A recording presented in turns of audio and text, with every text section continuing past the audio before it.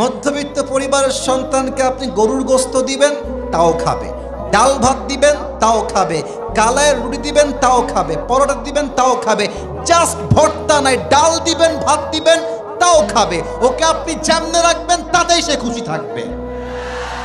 We are from middle class family. আমিও মধ্যবিত্ত পরিবারের সন্তান, আপনিও মধ্যবিত্ত পরিবারের সন্তান। যুবক ভাইয়েরা, আব্বা জানেরা, আমার প্রিয় মায়েরা, বোনেরা, আমাদের অনেকের জীবনে অভাব, না পাওয়ার কষ্ট, যন্ত্রণা, অনেক স্যাডনেস, মানসিক দুশ্চিন্তা।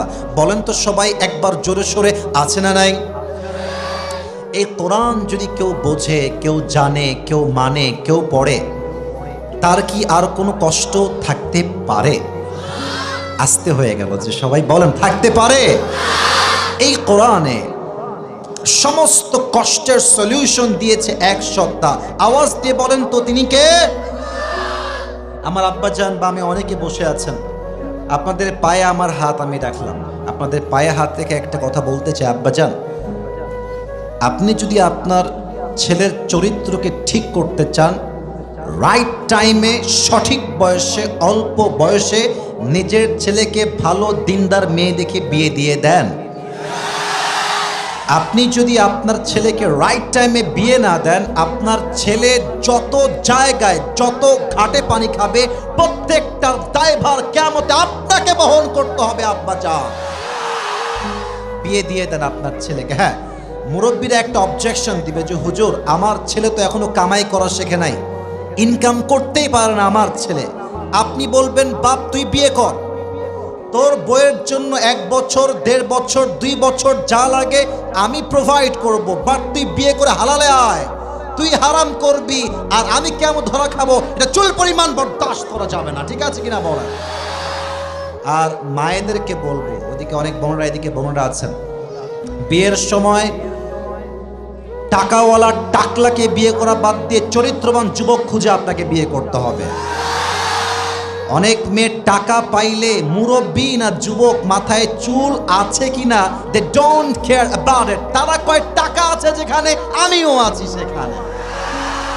প্রিয় বোন, আপনি টাকা পাবেন, গাড়ি পাবেন, বাড়ি পাবেন, বাট ওয়াল্লাহি কোরআন আমার সামনে আছে, আমি আপনাকে আল্লাহর নামে শপথ করে বলছি, চরিত্র নাই যেখানে, বিবাহের জীবনে সুখ নাই সেখানে।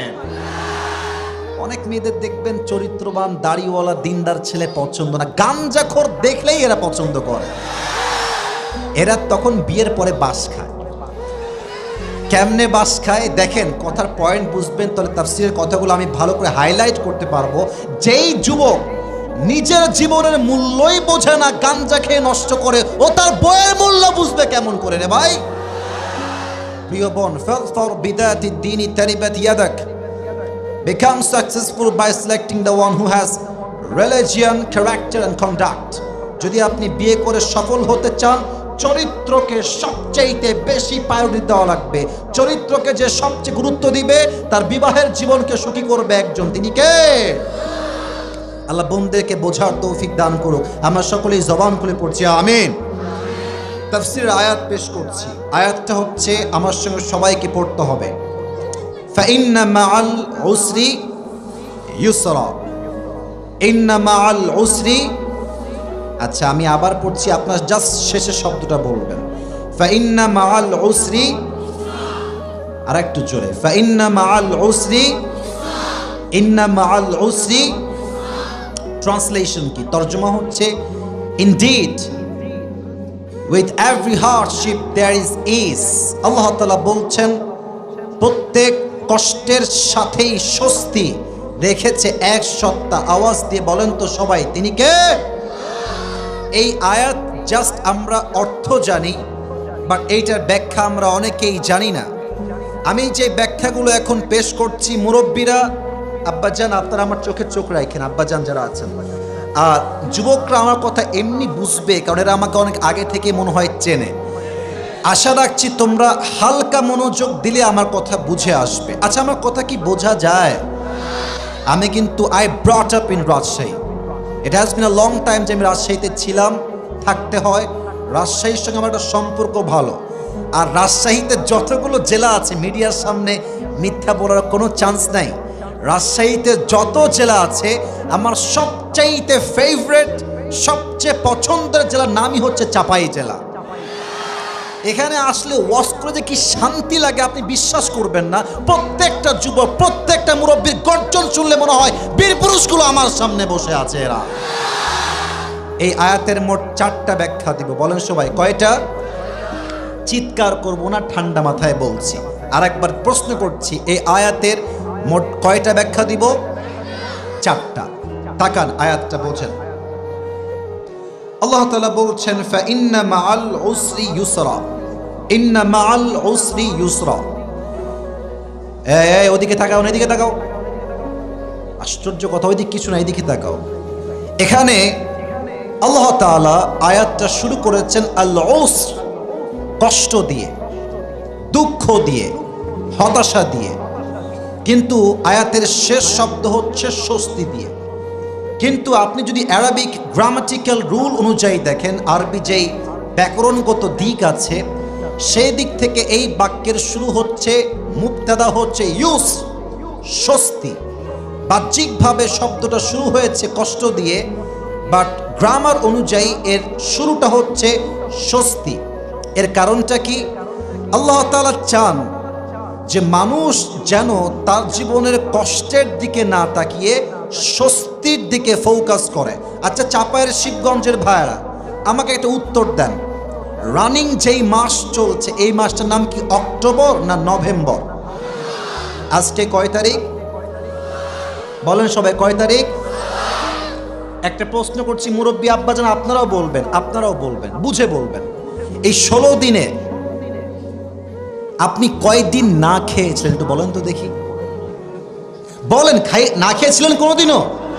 আচ্ছা, আপনি এই পুরো মাসে কয়দিন অসুস্থ ছিলেন যদি হিসাব করেন? যদি হিসাব করেন দেখবেন হয়তো 1 দিন বা 2 দিন বা 3 দিন। তার মানে আমাদের জীবনের লম্বা সময় আমরা সুখে থাকি বেশি, আরামে থাকি বেশি, খাওয়া দাওয়া করি বেশি, সুস্থ থাকে বেশি, কিন্তু আমাদের স্বভাবটা হচ্ছে এমন, সব ঠিকঠাক তাকাই না, একটা ভুল হয় ওইটার দিকে তাকাই বলি আল্লাহ তুমি কি আর মানুষ পাইলা না, সব কষ্ট তুমি আমাকেই দিলা।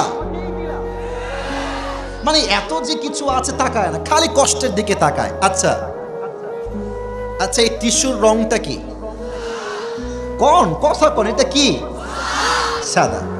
আমি যদি এখানে একটা কলমের দাগ দেই কালো করে, তো আমি যদি বলি দেখেন তো কি দেখা যায়? পুরো কাগজ কিন্তু সাদা, কিন্তু সবাই বলবে হুজুর এই যে কালো দাগ এইটা দেখা যায়, কিন্তু পুরো যে সাদা এটা কেউ দেখতে চায় না। জীবনে হাজার সুখ থাকে, কেউ দেখতে চায় না, একটা দুঃখ সাথে ওটা মন খারাপ করে বসে থাকে। আল্লাহ বলছেন এই বাক্যের শুরু হচ্ছে ইউস, তোমরা কষ্টের দিকে তাকিও না, স্বস্তির দিকে তাকাও। আল্লাহ তোমাকে কি দিয়েছে তা নিয়ে ভাবো, কি দিয়ে দেন নাই তা নিয়ে ভাববা না। তোমার জীবনকে সুখী করে দিবে একজন, তিনি কে? তাহলে 1 নাম্বার কথা হচ্ছে এই আয়াতে আল্লাহ আমাদের ফোকাস রাখতে চায় কষ্টের উপরে না স্বস্তির উপরে। বুঝলে বলতে হবে যে আপনাদেরকে, না আমি পারবো না ওয়াজ করতে, কষ্টের উপরে না স্বস্তির উপরে। 1 নাম্বার ব্যাখ্যা। 2 নাম্বার ব্যাখ্যা হচ্ছে ফাইন্না মাআল উসরি ইউসরা। ইউস শব্দটা হচ্ছে নাকেরা বা অনির্দিষ্ট, অর্থাৎ সিঙ্গেলদের কষ্ট হচ্ছে আমার বউ নাই, এটা তারা জানে যে এই কষ্ট আমার জীবনে আছে। যার চাকরি নাই তার কষ্ট হচ্ছে আমার জীবনে চাকরি নাই, এটাই আমার কষ্ট। বাট স্বস্তি আপনি কেমনে পাবেন এইটা আপনার জানা নাই। দেখবেন মাঝে মাঝে রাস্তাঘাটে হাঁটার সময় মাঝে মাঝে সুন্দরী মেয়েরা চোখের সামনে পড়ে না?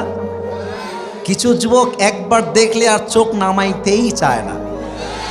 তো বললাম কি রে তাকায় আছিস কেন? বলে হুজুর একবার দেখনা হালাল হ্যায়, তো हम देखते हैं और देखते ही रहेंगे क़यामत तक हमारी आँख नहीं हटेगा इससे। আছে না নাই? একবার দেখা হালাল মানে কি রে বাবা? তুমি প্রথম দেখেছো, চোখটা নামাবা আর পড়বা আস্তাগফিরুল্লাহ। আল্লাহ তাআলা বলছেন তুমি ভাবছো একটা মেয়েকে দেখে यार अगर मुझे ये लड़की मिल जाए बीवी के बिना पर तो मुझे जिंदगी में और क्या चाहिए बोलो। মনে হবে এই মেয়েকে পেয়ে গেলেই তো আমার জীবনের সব সুখ আমি পেয়ে যাব। বাট কিছু কিছু মেয়ে উপরে ফিটফাট, ভেতরে পুরোটাই সদরঘাট। মনে রাখবা, বোরকার মাঝেই কিন্তু দিন লুকিয়ে থাকে না যুবক ভাইরা। যত মেয়ে পার্কে প্রেম করে বেড়ায় তার 80 ভাগ বেশি মেয়েরা বোরকা পরে প্রেম করে বেড়ায়। देखले मुझे হবে यार ये तो अभी के भी जन्नत से भाग के दुनिया में आई है यार, इतनी अच्छी लड़की कोई हो सकता है यार। কিন্তু বোরকা পড়েছে বোরকার জন্য নয়, বোরকা পড়েছে জাস্ট নিজের চোখকে ঢাকার জন্য, যেন পরিবারে কেউ দেখে না ফেলে তাকে। আল্লাহ বলছেন তুমি যা স্বস্তি মনে করছো তা তোমার জন্য স্বস্তি নাও হতে পারে। তোমাকে স্বস্তি যে কোনো ভাবে যে কোনো দিক থেকে দিতে পারে একজন। আওয়াজ দিয়ে বলেন জবান খুলে, তিনি কে? 3, এদিকে তাকান। ফা ইন্না মাআল উসরি ইউসরা, এই আয়াতের শুরুতে শব্দ আছে ইন্না। এখানে অনেক মাদ্রাসার ছাত্র আছো, স্কুলের ছাত্র আছো, আমি আবার বলছি আয়াতের শব্দের শুরু কি? ইন্না। বলেন সবাই, আয়াতের শব্দের শুরু কি? এটা চাপায়ের সাউন্ড হয় না, সরি টু সে দ্যাট। আয়াতের শব্দের শুরু কি? ইন্না। ইন্না হচ্ছে হরুফে মুশাব্বাহ বিল ফিল। আমি আপনাকে গ্রামার বোঝাচ্ছি না, জাস্ট ব্যাখ্যা বোঝাচ্ছি। এই ইন্না যেই বাক্যের শুরুতে আসে, বাক্যের সমস্ত সন্দেহ দূর করে দেয়। অনেক যুবক ভাবে, কিরে আমার বিয়ে কি সত্যি হবে? আমি কি জীবনে সত্যি কোনো বউ পাবো? আমি কি সত্যিই চাকরি পাবো? আমি কি সত্যি ব্যবসায় সফল হব? মুরব্বী ভাবছে আমার ছেলে কোনোদিন ভালো হবে না, আমার বউ কোনোদিন ভালো হবে না। আল্লাহ বলছেন নিশ্চিত নিশ্চিত তুমি ভালো বউ পাবে, নিশ্চিত নিশ্চিত নিশ্চিত তুমি ভালো চাকরি পাবে, নিশ্চিত নিশ্চিত নিশ্চিত তুমি ভালো ব্যবসা করবে, নিশ্চিত তোমার জীবনে স্বস্তি আসবে, কোনো সন্দেহ নাই। বিশ্বাস রাখো, তোমাকে স্বস্তি দিবে একজন, তিনি কে? There is no doubt in it, কোনো সন্দেহ নাই। ইন্না এসে সমস্ত সন্দেহ দূর করে দিয়েছে। এই 4 নাম্বার ব্যাখ্যা থেকে আমি ঘটনা শুরু করব। ঘটনা শোনার জন্য জাস্ট কান নয়, দিল খাড়া করতে হবে, দিলের কান খাড়া করতে হবে। সবাই একটা কাশি দেন। হয় নাই হয় না, তাকবীর দেন, লিল্লাহি তাকবীর। শেষ ব্যাখ্যা। আমার পাশে ওলামা ইকরাম আছেন, অনেক হুজুররা আছেন, আমার কথা ভুল বলার কোনো চান্স নাই। ভুল বললে কাউন্টার দিবেন, নো প্রবলেম অ্যাট অল। ফা ইন্না মাআল উসরি ইউসরা, ইন্না মাআল উসরি। আচ্ছা, এটার তর্জমা কি হবে বলেন তো? কষ্টের পরে সুখ না কষ্টের সাথে সুখ? Right answer. আমি আবারও বলছি, আমরা ভুল তর্জমা করি। ওয়াজে আমরা বলি কষ্টের পরে সুখ, ডেফিনেটলি রং ট্রান্সলেশন, ভুল তর্জমা। আল্লাহ তো যদি বলতেন কষ্টের পরে সুখ, তো আল্লাহ বলতেন ফা ইন্না বাদাল উসরি ইউসরা, ইন্না বাদাল উসরি ইউসরা। আল্লাহ এমনটা বলেন নাই। আল্লাহ কি বলেছেন? ফা ইন্না মাআল উসরি ইউসরা, ইন্না মাআল উসরি ইউসরা। কষ্টের পরে সুখ নয়, কষ্টের সাথেই আছে সুখ। সুবহানাল্লাহ। এটা বলার জন্য একটা ছোট্ট ঘটনা বলতে চাই আমার জীবন থেকে। রাগটাগ করবেন না তো আপনারা? এত আস্তে রাগ করবেন না বললেন, রাগ করবেন নাকি আপনারা? আপনারা হয়তো অনেকে জানেন যে আমি একটা বড় কার অ্যাক্সিডেন্ট করেছিলাম, জানেন আপনারা? আমার গাড়ি যে অবস্থা, হয়তো আপনারা ফেসবুকে দেখেছেন। আমার প্রোগ্রাম ছিল কুমিল্লায়। কোনলায়? কুমিল্লা। নাম শুনছেন আপনারা সবাই? কুমিল্লার চাঁদপুরে আমার প্রোগ্রাম। আমি গাড়িটা কিনেছিলাম জাস্ট জানুয়ারির 1 তারিখে, brand new car from showroom কিনেছি 1 তারিখে। 7 তারিখে আমার প্রোগ্রাম ছিল চাঁদপুর।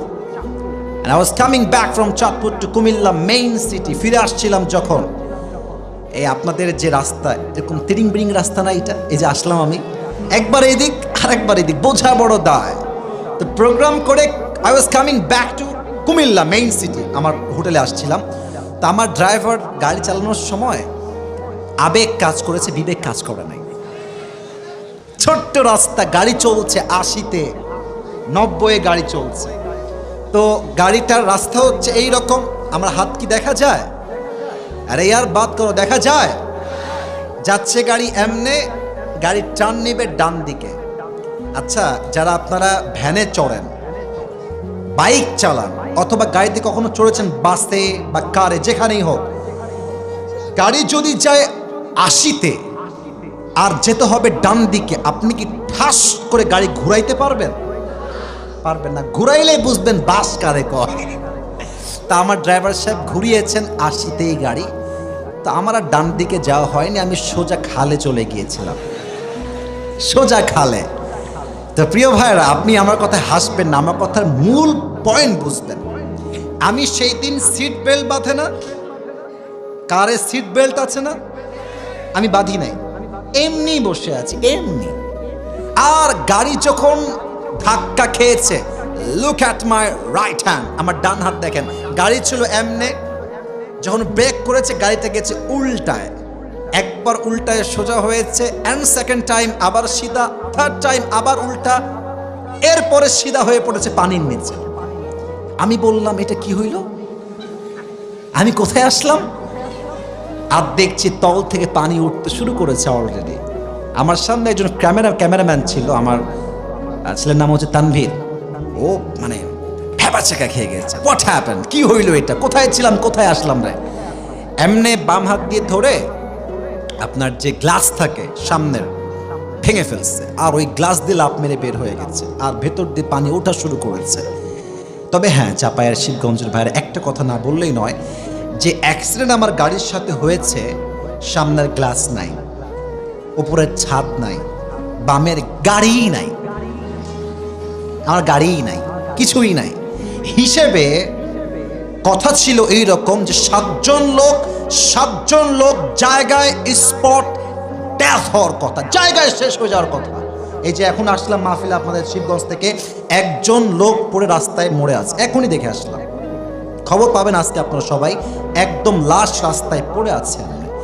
হিসাবে আমার মৃত্যু হওয়ার কথা সেই দিন কনফার্ম, 7 জন মরার কথা সেই দিন।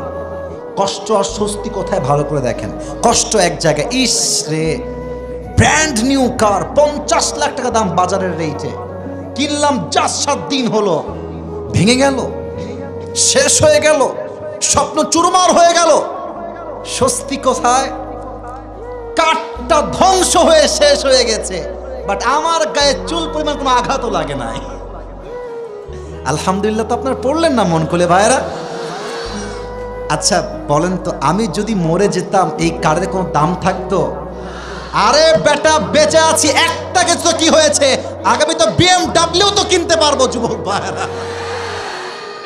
বেঁচে গেলাম, এটা হচ্ছে স্বস্তি। আর কষ্ট কোথায়, ভেঙে গেল গাড়িটা রে। তা আল্লাহ বলছেন কষ্টের পরে সুখ নয়, কষ্ট যখন তোমার লাইফে আছে, ওই মুহূর্তে কোথাও না কোথাও একটা স্বস্তি তুমি খুঁজেই পাবা। সুবহানাল্লাহ। কেন অনেক বিবাহিত ভাইয়েরা আছেন, কথাটা রাগ করবেন না, অনেকের বিবাহিত জীবন মনে হয় যে দাজ্জালনির সঙ্গে সংসার করছি আমি। কথাই কয় না, কথা না বলে কারে ওয়াজ করি, বলেন কথা ঠিক আছে কিনা? কি এরকম বউ আছে না, ডিমান্ডের শেষ নাই, খালি চাই খালি চাই। তবে হ্যাঁ, কিছু কিছু আনম্যারিড মেয়ে আছে, এদের রুচি আরো খারাপ। এরা চাহিদার জন্য আইফোন 16 প্রো ম্যাক্স পাওয়ার জন্য কক্সবাজার পর্যন্ত চলে যায় যুবক ভাই। এদের জীবনে কোনো স্বস্তি নাই, এদের পুরো জীবনটাই গজব দ্বারা ভর্তি হয়ে যায়, ঠিক কিনা বলো? তা আমি যেইটা বলছিলাম, কষ্টের পরে সুখ নয়, কষ্টের সাথেই আছে সুখ। তো যাদের বউ খারাপ, এরা সংসার করছে কেমনে? এই সিঙ্গেলরা তোমরাও শোনো, সংসার করছে কেমনে? একটা ছেলে হয়ে গেছে, একটা মেয়ে হয়ে গেছে, এখন স্বামী বলছে আম্মা বউটা আমার অনেক খারাপ, মা বউকে আমার একদম সহ্য হয় না, বাট আমার এই কলিজার টুকরা একটা মাত্র ছেলে, একটা মাত্র মেয়ে, ওর দিকে তাকাইলে আমার এতটা স্বস্তি লাগে যে আমি সমস্ত কষ্ট নিমিষেই ভুলে যাই। ঠিক আছে কিনা? কষ্টের পরে সুখ নয়, কষ্টের কথা না বললে ওয়াজ হবে না, কষ্টের পরে সুখ নয়, কষ্টের সাথেই সুবহানাল্লাহ পড়ে সবাই। তবে হ্যাঁ, এই কথা বললেই ওয়াজ শেষ হবে না। স্বস্তি পাবে 2 ধরনের ব্যক্তি, বলেন সবাই। কয়টা গুণ লাগবে? জোরে বলেন কয়টা? 1 নাম্বার গুণের নাম হচ্ছে ধৈর্য, 2 নাম্বার গুণের নাম হচ্ছে যা হবে হয়ে যাক, আমার সব ভরসা এক সত্তার উপরে, তিনি কে? এই 2টা গুণকে ব্যাখ্যা করতে চাই, বাট বিফোর দ্যাট পয়েন্ট, একজন যুবক চাই যে সিঙ্গেল, বউ নাই, খুব কষ্টে আছো, দাঁড়িয়ে একটা বাঘের মতো তাকবীর দিবা। কে আছো লিল্লাহি তাকবীর বলবা?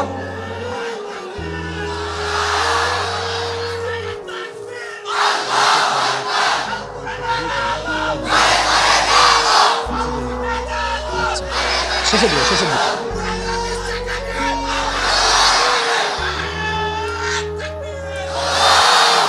তোর 4টা বউ কনফার্ম। বসে পড় বাবা। আর স্লোগান কিরে ভাই, একেবারে সিংহের মতো গর্জন দিয়েছে, ঠিক কিনা বলেন? আমার সঙ্গে তাকবীর দেন, আমার সঙ্গে একবার দিবেন, সবাই একটা কাশি দেন। লিল্লাহি তাকবীর। 1 নাম্বার গুণ হচ্ছে ধৈর্য। আল্লাহ তাআলা বলছেন, ইয়া আইয়ুহাল্লাযীনা আমানুস্তাঈনু বিস-সাবরি ওয়াস-সালাত ইন্নাল্লাহা মা'আস সাবিরিন।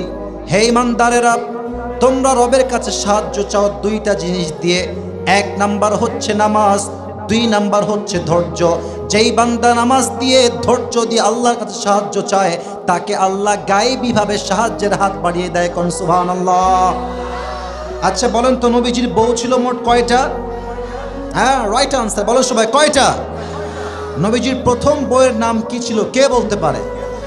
নবীজির একজন কুমারী বউ ছিল, নাম কি? কে বলতে পারে? আয়েশা রাদিয়াল্লাহু তাআলা আনহা। সুবহানাল্লাহ পড়বেন না আপনারা? যুবক ভাইয়েরা এইদিকে তাকাও। খাদিজা রাদিয়াল্লাহু তাআলা আনহার প্রথম স্বামী মারা গেলেন, শেষ। Second time she got married again, আবার বিয়ে করলেন, দ্বিতীয় স্বামী মারা গেল। Third time she got married again and he also died, তৃতীয় স্বামীও মারা গেল। একটা মেয়ের প্রথম স্বামী মরলেই তো অনেকে আত্মহত্যা করে ফেলে যুবক ভাইয়েরা, হতাশায় কষ্টে, স্বামী মরে গেল আমার। একটা মেয়ের জীবনে স্বামীর চাইতে বড় সম্পদ আর কিচ্ছু হতে পারে না, ঠিক কিনা বলো? প্রথম স্বামীও নাই, দ্বিতীয় স্বামীও নাই, তৃতীয় স্বামীও নাই। খাদিজা এতটা কষ্ট পেয়েছে যা বলার কোনো ভাষা আমার কাছে নাই। বাট উনি ডাক দিয়ে বলছে, আল্লাহ আমার সবাই মরে যাক, আব্বা মরে যাক, আমার কোনো আপত্তি নাই, বাট আমার ধৈর্য আমি তোমার উপরে রাখলাম। আমাকে প্রদান দেওয়ার মালিক হবেন এক সত্তা, তিনি কে? কেমনে প্রদান পেলেন তিনি ধৈর্যের? একদিন তিনি ঘুমিয়ে আছেন তাহাজ্জুদের সময়। যারা আসলে আমার মাহফিলে সবাইকে একটা কথা ইনফরমেশন দিচ্ছি, যত স্বপ্ন আপনি দেখবেন, ভোর রাতের স্বপ্ন সবচেয়ে বেশি অথেন্টিক হয়, রিলায়েবল হয়, অ্যাকসেপ্টেবল হয়। ভোর রাতের স্বপ্ন বাস্তবায়ন হওয়ার সংখ্যা কম না বেশি? আরে ভাই কথা বলেন, কম না বেশি? উনি স্বপ্নে দেখলেন পূর্ণিমার রাত, আকাশের চাঁদ আলোকিত, পুরো পৃথিবীটা হয়ে আছে। উনি দেখলেন চাঁদটা কত সুন্দর, চাঁদের গায়ে কত রং, কত আলো। চাঁদের দিকে এভাবে তাকিয়ে আছেন খাদিজা, দূর থেকে চাঁদ দেখছেন।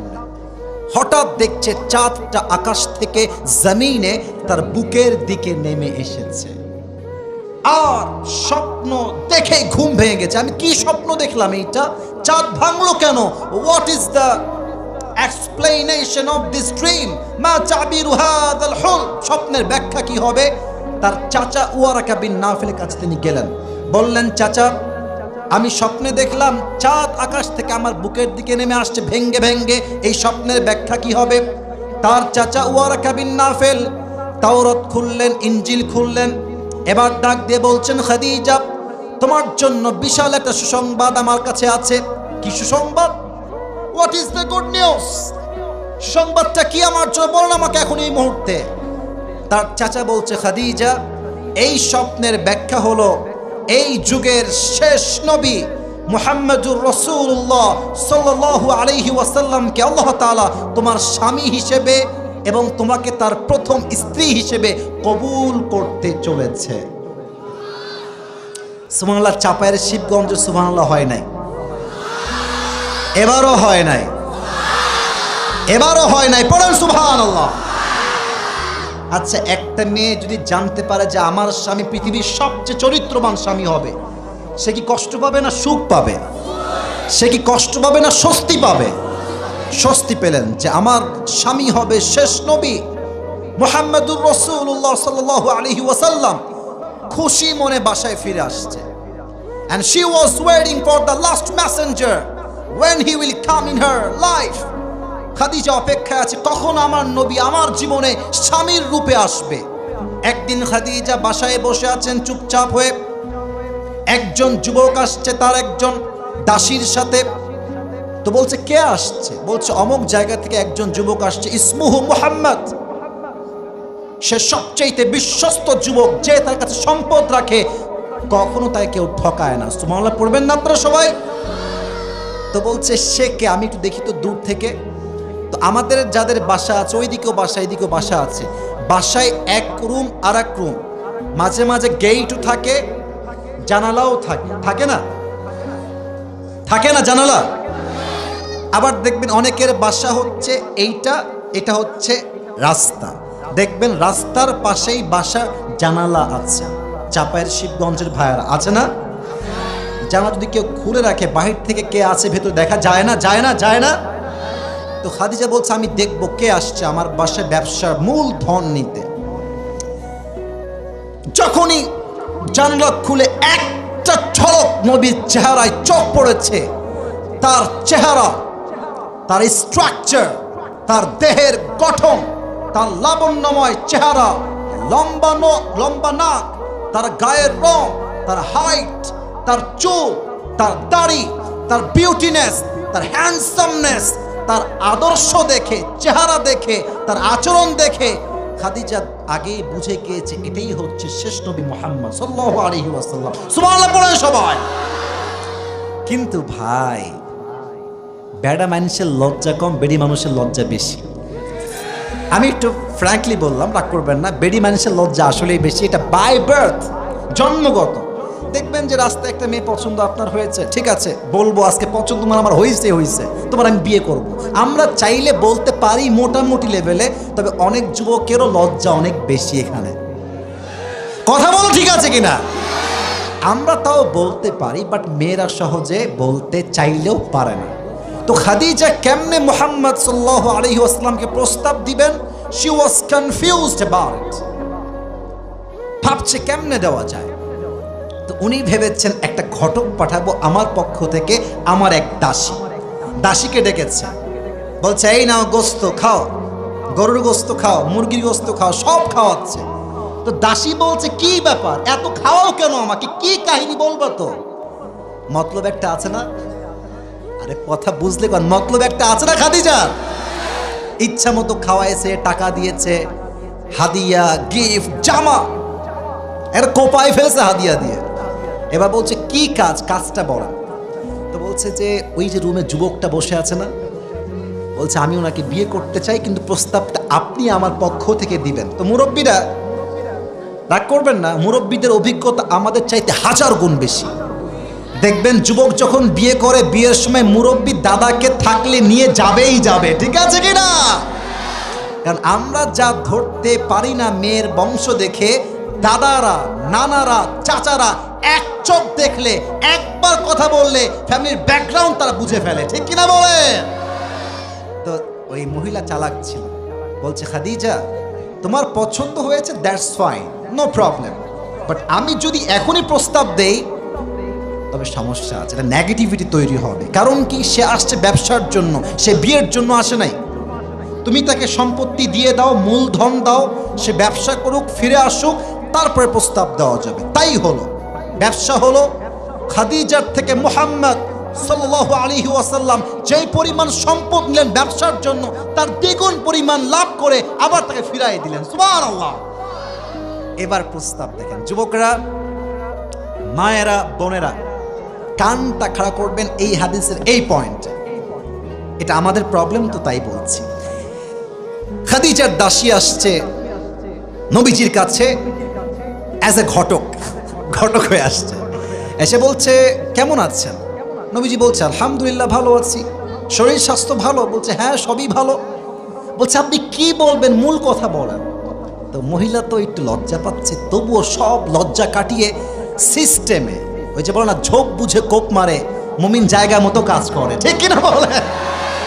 বলছে যে মুহাম্মদ একটা কথা বলবো, ইফ ইউ ডোন্ট মাইন্ড, যদি তুমি রাগ না করো। বলছে যে কি বলেন না, কি সমস্যা? তো মহিলা বলছে যে আচ্ছা তোমার বয়স তো মাশাআল্লাহ 25 years old, you are very strong, very energetic, very powerful, you are a very young man. তোমার বয়স ঠিকঠাক, চেহারা ঠিকঠাক, স্ট্রাকচার ঠিকঠাক, বডি ঠিকঠাক, শক্তিশালী পুরুষ তুমি। So why don't you get married Muhammad, তুমি বিয়ে করো না কেন? উত্তর দেখেন নবীজি, নবীজি বলছে বিয়ে তো করতে চাই, বাট আমার মতো গরিব ছেলে হাতে মেয়ে দিবেটাকে? এক কথায় বলি টাকা নাই। এক কথায় কি নাই? কথা বলো না কেন তোমরা, কি নাই? টাকা নাই, মাইয়া তুমি পাবা না। আর টাকা থাকবে, তোমার মাথায় চুল না থাকলে বাপ তার মেয়েকে নির্দেশে তোমাকে দান করে দিবে, ঠিক আছে কিনা বল? ওই চাপায়ের এক ছেলে এক মুরব্বীকে বলছে আব্বাজান, মানে মেয়েকে পছন্দ করতে পারে, মেয়েকে কিন্তু বিয়ে হয়েছে টাকলার সাথে, তো বলছে আব্বাজান ये आपने किसके साथ अपनी बेटी की शादी दे दिया यार, इसके सर पे तो बाल नहीं है।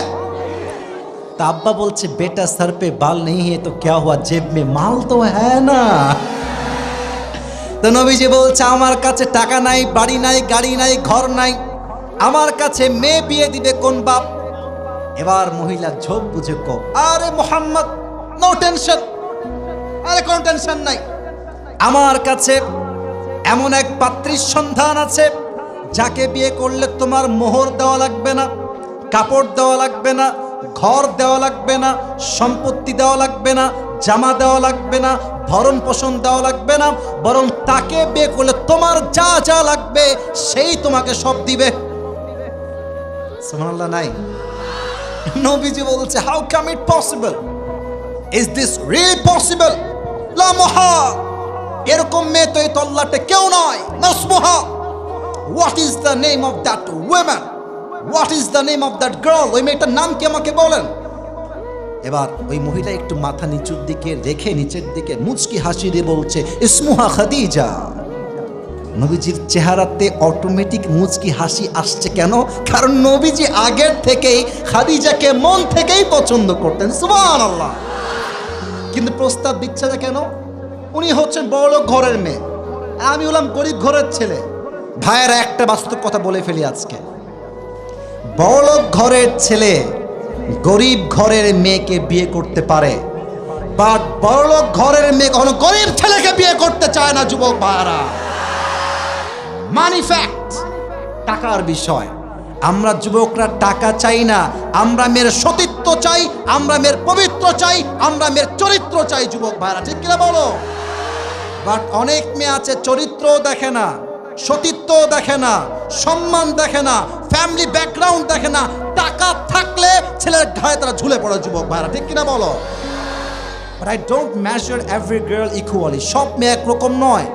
আজও আমাদের দেশে খাদিজার চরিত্রে চরিত্রবান মেয়ে অবশ্যই আছে, ঠিক কিনা বলো? তো বলছে আচ্ছা এই প্রস্তাব আপনি দিলেন আমাকে, আমি খুব খুশি হলাম, তবে আমি বিয়েটা এখন করতে পারছি না, আপনি যান। আমার একজন চাচা আছে। নবী চাচার নাম কি কে বলতে পারে? হুজুর কেন বলবে, আপনারা কোন নাম কি? আবু তালেব। সে কি ইসলাম ধর্ম গ্রহণ করেছিল নাকি? কিন্তু নবীজির সাপোর্টে একটা মানুষ ছিলেন, সাপোর্ট করতেন নবীজিকে। তো নবীজি বলছে আবু তালেব চাচা আমার তো প্রস্তাব আসছে খাদিজার পক্ষ থেকে, আমি কি করব? বলছে অবশ্যই তুমি অ্যাকসেপ্ট করবা, চলো আমরা দুইজন মিলে একসঙ্গে যাই। চাচা ভাতিজা মিলে আসছে বিয়ে করার জন্য, কথাবার্তা হয়েছে, সব ডান, সব ফাইনাল। বিয়ের ক্ষেত্রে মোহর লাগে না, দেওয়া লাগে না মোহর? চাপার ভাড়া কথা, মোহর লাগে না? আজকাল তো মোহর লাগবে 1 লাখ, মেয়ের বাপ বলে 20 লাখ না লিখলে আমার মেয়েকে বিয়েই দিব না। কেন লেখায়? ভাবে যে 20 লাখ লিখলে তো আমার মেয়েকে আর ছাড়তে পারবে না। এই জুলুমের জন্য এই দেশে জেনার সংখ্যা বেড়েছে, বিয়ের সংখ্যা কমে গিয়েছে আমার যুবক ভাইরা। তো এবার বলছে আবু তালেব মোহর আমি কি ধার্য করবো, আমাদের গরিব মানুষ, মোহর তোর কিছু আমাদের কাছে নাই। তো খাদিজা বলছে কি দিবেন, যা আছে তাই বল। তো বলছে আবু তালেব যে আমরা মোহর হিসেবে সর্বোচ্চ 20টা উট দিতে পারবো, আর কিছু না। খাদিজা বলছে এতেই আমি খুশি। সুবহানাল্লাহ। তো ঠিক আছে, উট নিয়ে আসেন। উট নিয়ে আসছে। এখন মেয়ে পক্ষের লোক আছে, ছেলে পক্ষের লোক আছে, এটা মেহমানদারির দরকার আছে না? আরে কোন মেহমানদারির দরকার আছে না? আছে না? কি খাওয়াবে? টেনশন নবীজির ঘাড়ে। কেমনে খাওয়ায়? খাদিজার মন কত বড়, খাদিজা বলছে আমার এই 20টা উট মোহরের সবগুলো জবাই করো, আমার মোহরের উট দিয়ে সমস্ত মেহমানদের মেহমানদারি করায় দাও। আজকালকার মেয়ে হলে এগুলো বলতো? আজকালকার মেয়েরা বাপের বাড়ি থেকে ফ্রিজ আনে, তো স্বামী একদিন ফ্রিজে হাত দিয়ে পেপসি খাবে বা পানি খাবে, এই সাবধানে হাত দিয়ে, ফ্রিজ আমার বাপ দিয়েছে। সুকেস নিয়ে আসছে, নর্মাল সুকেস। তো স্বামী একদিন খুলে প্লেট বের করতে একটু আঘাত লাগছে, এই সাবধানে হাত দাও, এই সুকেস আমাকে আমার বাপ দিয়েছে গো। আছে না নাই বলেন? মেয়েদের ভাব যে বুঝা কি মুশকিল রে ভাই। কিছু মেয়ে ভালো হইলে ভালো হয়, আর খারাপ হইলে খারাপের খারাপ হয়, ঠিক কিনা বলো? পুরোটাই দিয়ে দিয়েছে নবীর জন্য। এই জন্য আমার মাদেরকে বলবো, বোনেরা আমার, আপনার কাছে 5 লাখ থাকলে স্বামীকে 2 লাখ দেন, দিয়ে বলেন যে স্বামী তুমি ব্যবসা করো, সফল হও, তোমার লাভ তো আমার লাভ, তোমার লাভ আমার ছেলেরও লাভ, ঠিক কিনা বলেন? এটা আমার বোনদের মাইন্ড হওয়া দরকার। আমার বোনদেরকে আল্লাহ বোঝার তৌফিক দিক, পড়া আমিন। তো বিয়ে হয়ে গেল, এবার আসেন হাদিসের মেইন মেসেজ। বিয়ে ডান। বিয়েতে বাসরাত আছে না? এরা কয়, এরা কেউ কয় না, লজ্জায় শেষ। আরে ভাই বিয়েতে বাসরাত আছে না নাই, কন না কেন আপনার? তো খাদিজা নবীজির ঘরে আছেন, ডান দিকে বসে আছেন খাটে। নবীজি ঘরে আসছেন, উনি বাম পাশে বসেছেন। তো খাদিজা বলছে, আপনি কি জানেন যে আমি আপনাকে আমার স্বামী হিসেবে কেমনে পেলাম, কিভাবে পেলাম? নবীজি বলছে, আমি তো জানি না, আপনি কেমনে পেয়েছেন? এবার খাদিজা বলছে, হে আমার প্রাণপ্রিয় স্বামী, আমার প্রথম স্বামী মারা গেছে, আমি ধৈর্যশীল ছিলাম। দ্বিতীয় স্বামী মারা গেছে, ধৈর্যশীল ছিলাম। তৃতীয় স্বামী মারা গেছে, ধৈর্যশীল ছিলাম। ধৈর্যের সঙ্গে আমি কদম বাড়িয়েছি, আর এই ধৈর্যের ফল হিসেবে আল্লাহ তাআলা শেষ নবীর মতো নবীর প্রথম স্ত্রী হিসেবে আমি খাদিজাকে আল্লাহ তাআলা কবুল করে নিয়েছে। জোরে আরেকবার দিল থেকে করেন সুবহানাল্লাহ। তাদের কষ্ট কোথায় ছিল? ওই যে স্বামী হারায় গেছে, ছেলে রেখে গেছে, সব স্বামী মরে গেছে। স্বস্তি কোথায় আসলো? যতই যেই মরে যাক, আর শেষ ভালো যার, সব ভালো তার। সব কষ্ট আল্লাহ দূর করলেন কেমনে? বলছে, খাদিজা তোমার যে ধৈর্য ঠিকঠাক, আমি খাদিজা তোমার স্বামী হিসেবে শেষ নবীকে কবুল করলাম। সুবহানাল্লাহ। অতএব কষ্টের সাথেই একটা স্বস্তি, বলেন তো সবাই, আছে না নাই? তবে এটার জন্য লাগবে ধৈর্য। এবার বলেন, আর একটা প্রশ্ন করছি, কুমারী বইয়ের নাম কি ছিল? আচ্ছা, আপনাদের এখানে আজান 5টার পরে না মাগরিবের? 5:20। আর কিছুক্ষণ সময় কি দেওয়া যায় না? মাঠ তো ফিল আপ, এটাই তো প্রমাণ চাপায়ের মানুষ কোরআনকে দিল থেকে ভালোবাসে। যুবক ভাইরা, ঠিক কিনা বলো? আমাকে কি আর 10টা মিনিট সময় দেওয়া যাবে? তাকবীর দেন সবাই, লিল্লাহি তাকবীর। দেখেন ধৈর্যের ফলাফল কত সুন্দর হয়। আয়েশা রাদিয়াল্লাহু তাআলা আনহা, আমাদের দেশে ভাই একটা বিয়ে করাই মুশকিল, 4 বিয়ে তো ইয়ার বহুত দূর কি বাত है।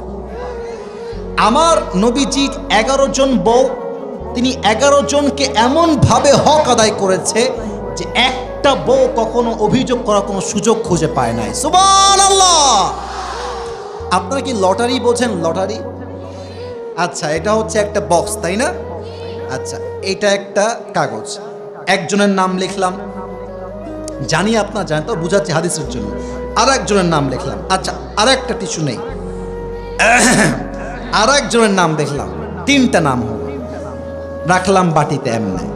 এবার বাটি নিয়ে তুললাম একটা টিস্যু, যার নাম আসবে সেই পাস, সেই লটারি পাস। তো নবী প্রত্যেক মাসে প্রত্যেক বউকে নিয়ে ঘুরতে যেতেন। কেমনে ঘুরতেন? লটারি করতেন, যার নাম আগে আসতো তাকে নিয়ে ঘুরতে যেতেন। তো একদিন লটারি করে প্রথম নাম আসছে আয়েশা। সুবহানাল্লাহ নাই আপনাদের সবার? আয়েশার নাম বের হতে নবী অনেক খুশি। বাট সব বউ বসে আছে, তো বউয়ের সামনে যদি কোনো স্বামী আরেক বউকে ভালোবাসে, বউ সব সহ্য করলো, এটা চুল পরিমাণ সহ্য করতে পারে না, ঠিক আছে কিনা? তো নবীজি বলছে, আয়েশা চুপচাপ, আয়েশা তুমি রেডি হয়ে যাও, আমরা ঘুরতে যাব। তো আয়েশা খুব খুশি হয়ে বের হয়ে আসছে, রেডি হয়ে গেছে, কাপড় চোপড় সব ready. They are ready to go. খুব সুন্দরভাবে প্রস্তুত হয়ে গেছে, ঘুরতে গিয়েছে, ঘুরে ফিরে আসছে।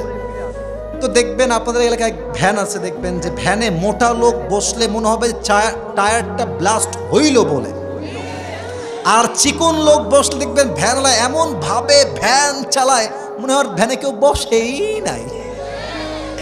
তো আম্মা জান আয়েশা আমার দিকে তাকান, আমি খুব মোটা, আমি খুব চিকনও আবার না, মোটামুটি, বাট আম্মা জান আয়েশা অনেক চিকন ছিলেন, স্লিম বডির মানুষ ছিলেন। হাদিসে এটাই আসছে উনি খুব স্লিম বডির মানুষ ছিলেন।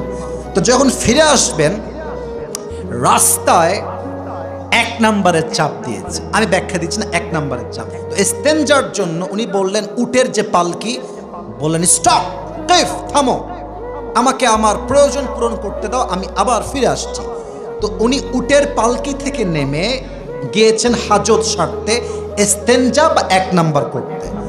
তো উনি যখন ফিরে আসছেন, উনি কি ফিরে আসছেন কিনা ওই উটের পালকির যে চালক সে বোঝে নাই, কারণ উনি এত চিকন ছিলেন, উঠলেও বোঝা যায় না, ওই নামলেও বোঝা যায় না।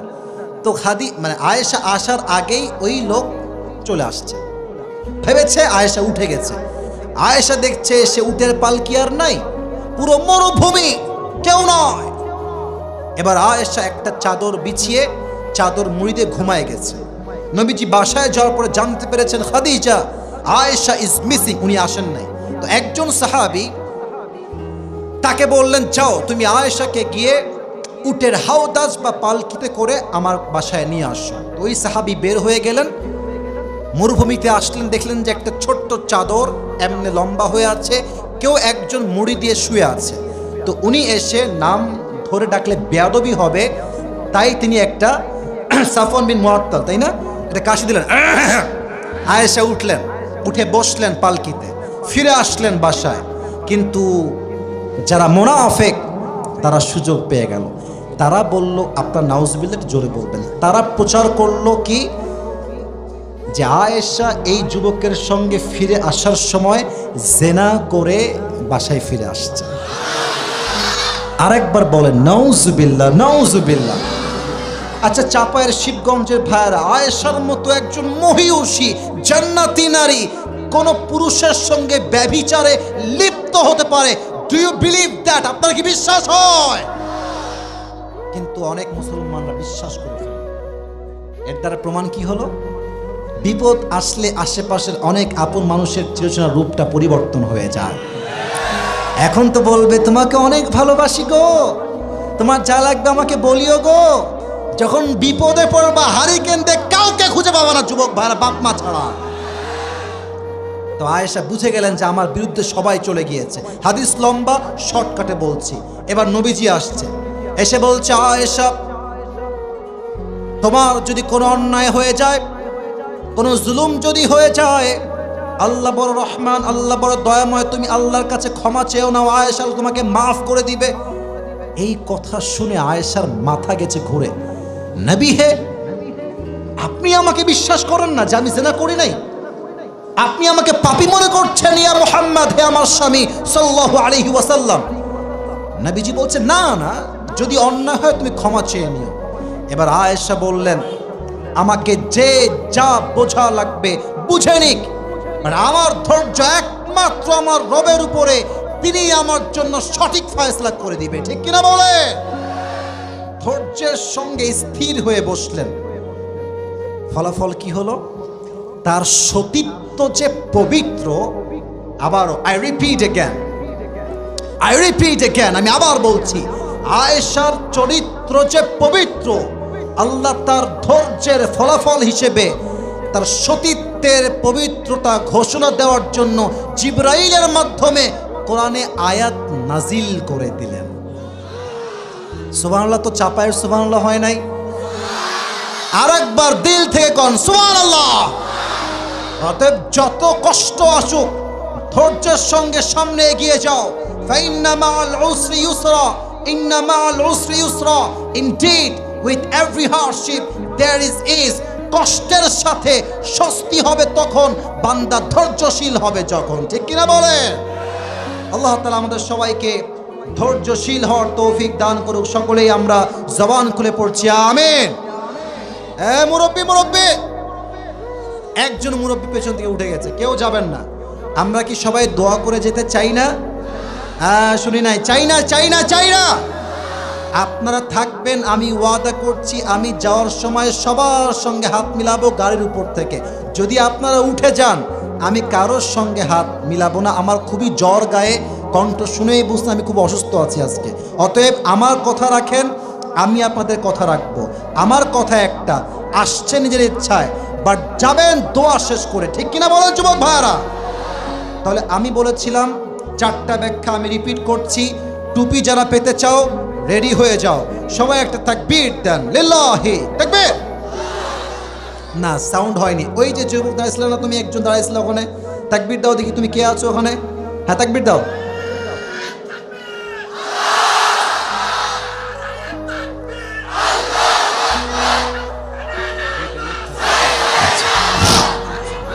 বুঝে গেছে।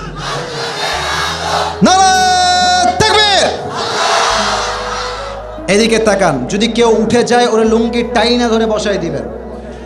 আজকে আমরা ব্যাখ্যা করেছি ফাইন্না মাআল উসরি ইউসরা, ইন্না মাআল উসরি ইউসরা, এই আয়াতের মোট কয়টা ব্যাখ্যা বলেছিলাম? জোরে বলেন সবাই, কয়টা? 1 নাম্বার ব্যাখ্যা, এখানে আল্লাহ তাআলা আমাদের ফোকাস রেখেছেন কষ্টের উপরে নয়। কিসের উপরে? বলেন সবাই, কষ্টের উপরে নয়, কিসের উপরে? স্বস্তির উপরে। 1 নাম্বার ব্যাখ্যা। 2 নাম্বার ব্যাখ্যা, ইউস এই শব্দ হচ্ছে অনির্দিষ্ট বা নাকেরা, অর্থাৎ আপনার জীবনে আল্লাহ যে কোনো ভাবেই স্বস্তি দিতে পারে, বাট আপনি বুঝবেন না। বাট স্বস্তি দেওয়ার মালিক একজন, আওয়াজ দিয়ে বলেন তো সবাই, তিনি কে? 3 নাম্বার ব্যাখ্যা, এই বাক্যের শুরুতে আছে ইন্না। চাপায়ের শিবগঞ্জের ভাইয়ারা আছে কি? আবার বলেন, আছে কি? ইন্না যেই বাক্যের শুরুতে আসে, বাক্যের সব সন্দেহ দূর করে দেয়। ইন্না এসে এটা স্পষ্ট প্রমাণ হয়ে গিয়েছে, কষ্ট যেহেতু আছে, স্বস্তি একদিন সুনিশ্চিত আসবেই আসবে, ঠিক কিনা বলো? 4 নাম্বার বলেছিলাম, আমরা বলি কষ্টের পরেই আছে সুখ, বাট ট্রান্সলেশনটা ভুল। কষ্টের পরে সুখ নয়, কষ্টের, রিপিট আফটার মি, কষ্টের পরে সুখ নয়, কষ্টের সাথে। সুবহানাল্লাহ পড়বেন না আপনারা সবাই? আর বলেছিলাম সংক্ষেপ, কষ্টের সাথে স্বস্তি পাবে সে যার কাছে আছে কয়টা গুণ? হাত তুলে সবাই শিবগঞ্জে ভাড়া, কয়টা গুণ? হাত নামান। 1 হচ্ছে সবর বা ধৈর্য। 1 নাম্বার কি? ধৈর্য। এই ধৈর্যের ক্ষেত্রে বলেছিলাম খাদিজার কথা। সব স্বামী মারা গেছে, উনি কি আল্লাহকে বলেছেন যে আল্লাহ তুমি আমাকে এত কষ্ট দিলা, তুমি কি এতটা জালেম হয়ে গেছো? ইয়েস নাকি নো? নো, উনি বলেন নাই। উনি বলেছেন আল্লাহ আমি তোমার উপর ধৈর্য ধারণ করলাম, তুমি ফলাফল দিবা। ফলাফল হিসেবে শেষ নবীকে তার স্বামী হিসেবে কবুল করেছে একজন, তিনি কে? 2, আয়েশার উপরে একটা বড় মিথ্যা অপবাদ আসছে, উনি ধৈর্যশীল ছিলেন। তার ফলাফল হিসেবে তার পবিত্র চরিত্রকে হাইলাইট করবার জন্য এই কোরআনে আয়াত নাজিল করেছে একজন, আওয়াজ দিয়ে বলেন তিনি কে? আর 2 নাম্বার গুণের নাম হচ্ছে তাওয়াক্কুল। You have to put your trust in Allah সুবহানাহু ওয়া তাআলা। ওয়া মান ইয়াতাওয়াক্কাল আলাল্লাহি ফাহুয়া হাসবুহ। এই ছেলেবেলা বসো, আশ্চর্য কথা, বাবুরা বসো। وَمَنْ يَتَوَكَّلْ عَلَى اللَّهِ فَهُوَ حَسْبُهُ. Whoever trusts in Allah subhanahu wa ta'ala, Allah is sufficient for him. যে ব্যক্তি আল্লাহর উপরে ধৈর্য ধারণ করে, ভরসা করে, আল্লাহ একাই তার জন্য যথেষ্ট হয়ে যায়। সুবহানাল্লাহ। وَلَسَوْفَ يُعْطِيكَ رَبُّكَ فَتَرْضَى. If you can put your trust in your Lord, definitely Allah will give you something that will definitely make yourself happy. যেই বান্দা দুঃখে কষ্টে আল্লাহর উপরে ভরসা করতে পারে, আল্লাহ তাকে এত দিবে, এত দিবে, এত দিবে, সে কল্পনাই করতে পারবে না। সুবহানাল্লাহ।